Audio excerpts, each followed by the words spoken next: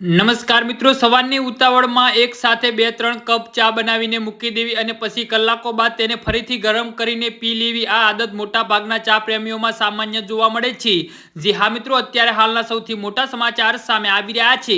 પરંતુ શું તમે ક્યારે વિચાર્યું છે કે આ નાની આદત તમારા સ્વાસ્થ્ય માટે કેટલી જોખમી સાબિત થઈ શકે છે?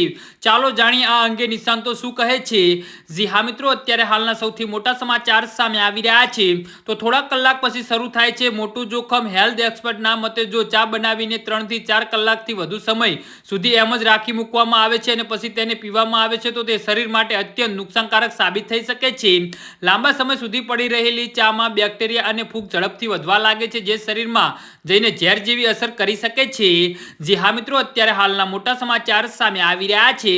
કઈ ચામાં છે જે સૌથી વધુ જોખમ? તો ખાસ કરીને દૂધ અને ખાંડવાળી ચાને વારંવાર ગરમ કરવી સૌથી વધુ જોખમી માનવામાં આવે છે. દૂધમાં રહેલા પોષક તત્વો બેક્ટેરિયાને ઝડપથી વિકાસ અને અનુકૂળ વાતાવરણ પૂરું પાડે છે. આ જ કારણ છે કે લાંબા સમય સુધી રાખેલી દૂધવાળી ચા ફૂડ પોઈઝનનું મોટું કારણ બની શકે છે.